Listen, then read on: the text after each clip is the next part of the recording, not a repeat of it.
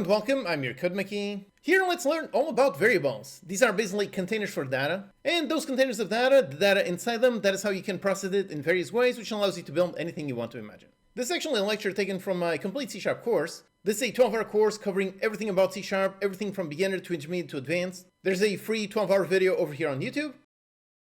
Hello and welcome, I'm your CodeMonkey. In this lecture we're going to learn all about variables, what they are and what we can do with them. Okay, so variables are one of the most important parts about programming in literally any language. They are basically containers for data. So we can define a variable, which is going to be our container, and then we can take some data and put it inside that container. Now variables also have data types, which means different containers can hold different things. So if a variable is meant to store a whole number, I cannot place a text string inside of it. There are some containers that can only hold numbers, some containers can only hold text, others can hold true or false, and a bunch more. Those are the data types, which we're going to cover in detail in the next lecture. And then we can also have some code that uses a variable, and basically when the code is executing that line of code, in there when it reaches this point, it is going to access this variable and grab the value from that variable. So basically it goes inside that container in order to grab the value that is stored. So on the same line of code, if we modify the value that is actually stored inside the variable, basically we modify the behavior of our code. So by writing code that uses variables instead of values directly, by doing that, we have a lot more control over exactly what our code is doing. For example, the exact same code to move a player can make it move fast or make it move slow, depending on what value we store inside that variable. Okay, so that's the theory. Now let's see how to make variables in code. And the way we define a variable in C#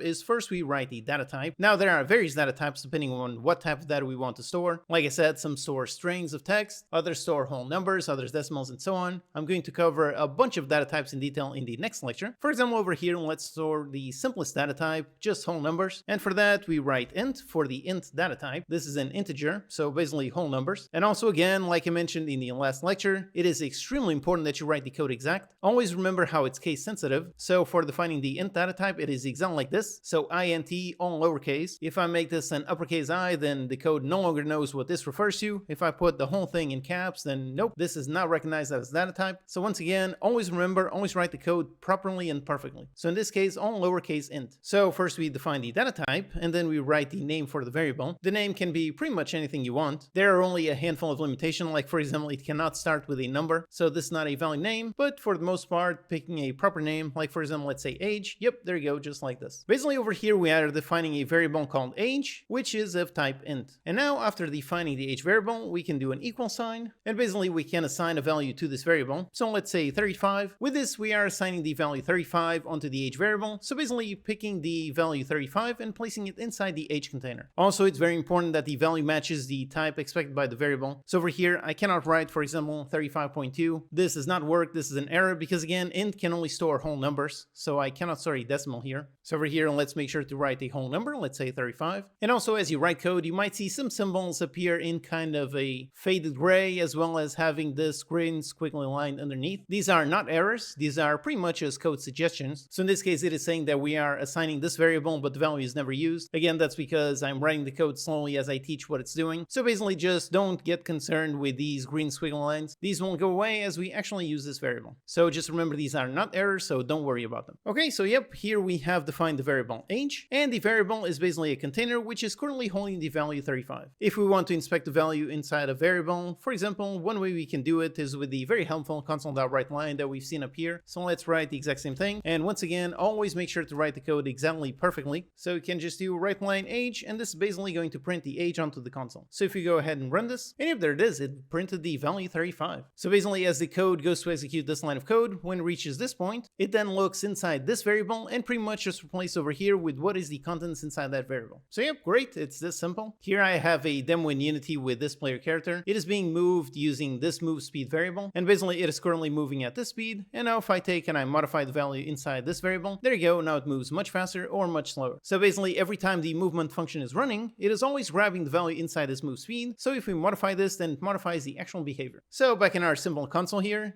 we have set the age to a value. Then we can also modify variables. So for example, let's print the current age so that it should print 35. Then let's go inside the age and do something to it. For example, let's assign it to a brand new value, and let's print the age exactly the same, and let's see. And if there you go, now it prints both values, both the original value and the updated value. Now instead of assigning to modify the entire value, we can also do some math to it, and we can also use the variable in whatever math we want to do. So for example, let's say age equals age plus 1. So this should increase by 1, so it should say 36. And if there you go, 35 and 36. Also another way of doing exactly this, so incrementing by 1, is you just do plus plus. So both these lines of code are doing exactly the same thing. Both are incrementing age by 1. And yet another method of doing this is plus equals and then 1. So what we have here is exactly the same thing as we have up here. So basically it takes the age and equals age plus 1. So over here, age plus equals, this does the exact same thing as up here. So all of these are really just different ways of writing the exact same operation. Although on this one, on the plus plus, we can only do this once. So this one only increments by 1, whereas these we can modify and put any value. And of course, here we are doing addition, but we can do the same thing with subtraction. So minus minus in order to decrement by 1. So all of these also work. And then on these two, we can also do multiplication or division. Yep, so over here we are taking the age and multiplying it by 2. And over here we are taking the age and dividing it by 2. However, this shorthand, this one only works for incrementing and decrementing. If we try doing slash slash, nope, this one becomes a comment, doesn't actually make a division. So there's lots of math operations you can do with variables. And also up here, when you define a variable, you don't necessarily need to assign a value right away. So this over here is perfectly valid code. However, like the red squiggly line says over here, use of unassigned local variable, meaning we need to actually assign a value before we actually use it. So this is valid code, but before we use it, we need to assign it something. So for example, like this, and yep, this does work. Also another thing is how you can define multiple variables at once. So you define the type and then define the variable and then a comma and then any other variable you want. So for example, an int for age, int for health, int for power, something like that. So we have defined 3 variables and then we can just assign values to them. Yep, this works. Or alternatively, we can also just define and assign multiple of them right here. Yep, this is also valid code.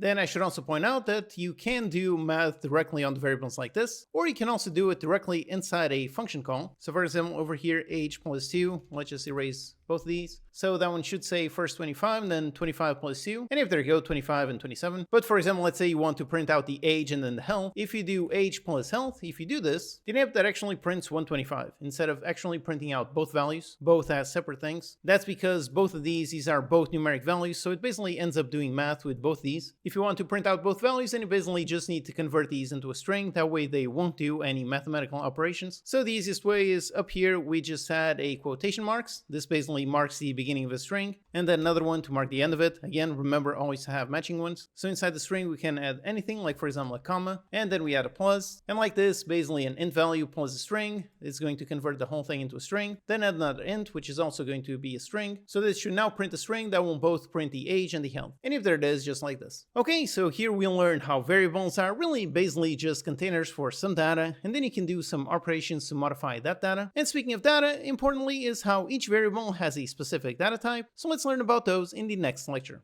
Now, before we get to the next lecture to learn about data types, before that, in the next lecture, let's actually do a walkthrough and go through all of the interactive exercises and go through the companion project on this variables lecture. Alright, I hope you learned a lot from this free lecture. Like I mentioned, there's a completely free 12-hour YouTube video covering everything from C# from beginner to advanced. Or if you want to go deeper, if so, you can pick up the premium version, which includes a bunch of bonuses, the main one being a companion project. This one basically contains interactive exercises, it contains quizzes and FAQs for every single lecture in the course. The interactive exercises, these specifically, they are really excellent because they basically force you to learn by doing. They require you to actually write code as opposed to just passively watching a video, which in turn means it helps you actively learn the context of each lecture, and that ensures you are actually genuinely learning. The premium version is paid, so if you can afford it, that's awesome. It will definitely help you a lot in your learning journey. But if you can't afford it, that's fine. Just watch this free lecture right here, and then check out the free 12-hour video on YouTube. And after you get past the complete beginner stage, after that, check out my problem solving course. This one helps you learn basically the most valuable skill of all. It is a skill that is absolutely required if you want to get a 6-figure job. So yep, check it out in the link in the description. Thanks so much for watching, and I'll see you next time.